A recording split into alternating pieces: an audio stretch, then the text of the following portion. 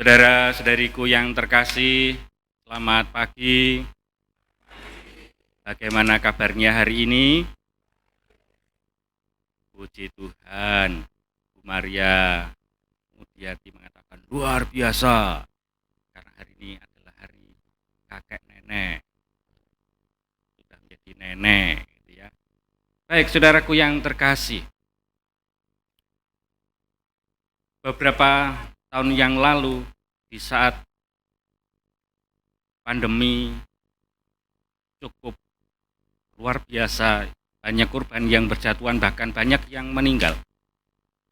Ada seorang yang bertanya kepada seorang Romo, "Romo, mengapa begitu banyak peristiwa yang memilukan, penyakit, bencana, bahkan pandemi yang demikian adanya ini, dan begitu banyak orang yang akhirnya meninggal.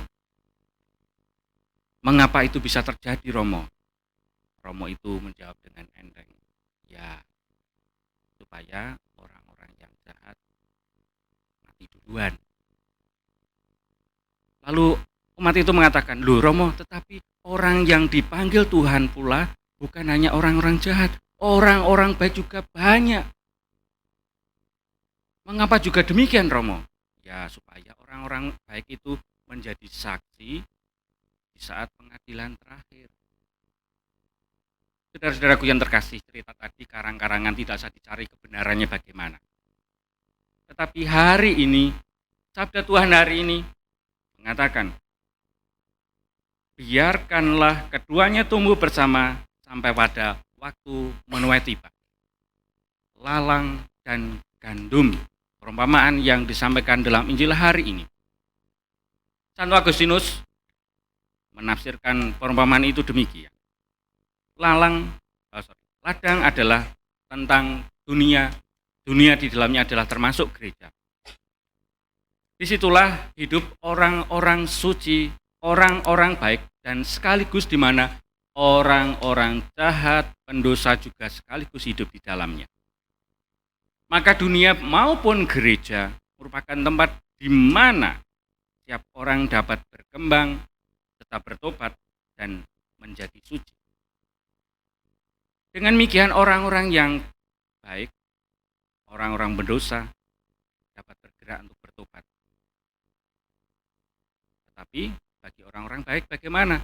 Mereka semakin terlatih untuk tabah dan sabar. Demikianlah penafsiran dari Santo Agustinus. Namun perumpamaan itu bisa ditafsirkan macam-macam. Dan di sini Tuhan Yesus menampilkan perumpamaan lalang dan gandum bukan soal biji baik atau lalang, tetapi sebenarnya mau menunjukkan betapa Allah Maha Rahim, Maha Sabar. Dalam bacaan pertama dikatakan demikian, Allah sungguh adil, murah hati, dan berbelas kasih, dan mau menyelamatkan umatnya asal mereka mau bertobat. Namun dalam kenyataannya yang kita alami dan saksikan sendiri dalam hidup ini, dan seperti yang tadi diungkapkan saya di awal tadi, di banyak waktu kejahatan maupun ketidakadilan yang berkuasa, sedangkan kebaikan, keadilan dikalahkan. Dan di saat itulah Tuhan Yesus menyampaikan dalam Injil hari ini, pada saat menuai, saat pengadilan nanti, mana yang jahat, mana yang baik akan sungguh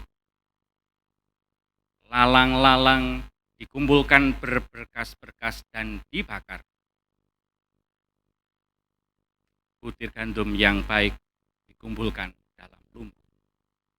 Yang baik masuk surga, yang lalang dibakar masuk neraka. Itu sungguh nyata. Lalu bagaimana letak kesabaran Allah, maharemnya Allah? Biarkanlah keduanya tumbuh bersama. Wah, nek ngono enak Romo, ndang dosa saja kan masih diberi kesempatan. Apakah begitu Bapak Ibu Saudara yang terkasih? Berlomba-lomba berdosa? Gimana nak kita, berbuat baik atau berbuat dosa? Baik yang mana? Berbuat baik atau berbuat baik? Oh, ya sudah. Pilihannya adalah berbuat baik.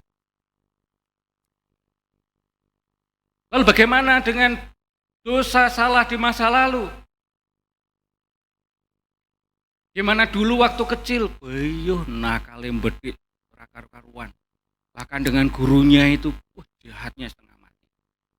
Sampai karena saking gedingnya dengan guru, bannya digembosi, sepeda motornya. Ben kapok, salah nakal mbek aku, jahat mbek aku. Tetapi kah Tuhan akan mengingat segala dosa salah kita di masa lalu? Salah berdosa. Apakah Tuhan akan demikian? Tidak. Tuhan memberikan kesempatan kepada kita semua untuk bertobat, untuk membaharui diri, agar kita hidup menjadi layak dan dikumpulkan di dalam lumbung, dipilih untuk dipanen bersama Allah. Saudara-saudaraku yang terkasih, Allah memberikan kesempatan kepada kita semua. Memang ada yang protes pula di saat tidak dalam masa pandemi. Romo, saya ini sudah berdoa novena 9 kali. Kali 9, buah keram gitu ya dalam hati. Tetapi mengapa aku tetap orang sukses Romo? Lah kae lho ora pau nang gereja, lah kok usahane berkembang pesat. Saudaraku yang terkasih, tentu Tuhan selalu memberkati kita. Tuhan memberikan jalan kepada kita semua. Tuhan tidak akan melihat lagi dulu kita banyak dosa, kita nakal, kita banyak berbuat onar, atau bahkan saya ini yang rajin berdoa, bahkan seluruh kegiatan lansia, WKRI, PDKK, Legio semua aku ikuti. Apakah semua akan membawa keselamatan? Tidak. Tetapi adalah bagaimana kita mau mengubah hidup kita sesuai dengan kehendak Allah. Itulah yang paling penting. Bagaimana kita memperjuangkan kesempatan ini untuk hidup seturut kehendak baik Allah dengan berbuat baik dan berbuat baik. Sebuah nasihat dari Abbas Rawa Seneng. Bagaimana supaya kita bisa hidup dan sesuai dengan kehendak Allah? Yaitu hayatilah hari ini, bahwa ini adalah hari terakhir sebelum masuk kematian. Sehingga di saat kita mengalami hari ini adalah, ini hari terakhir, makanya aku harus berbuat baik terus. Bayangkan saja, kalau kita besok mati kan, kita harus berbuat baik supaya nanti masuk surga. Bukan malah sebaliknya, hari terakhir ya wis lah seneng-seneng, ora usah sembahyang, ora usah misa, nek perlu ngujat Allah. Tidak, justru di saat itulah kita akan memfokuskan diri kepada Allah, karena Tuhan memberikan kesempatan kepada kita semua untuk dibaharui, bertobat, dan akhirnya diselamatkan. Bagaimanakah diri kita?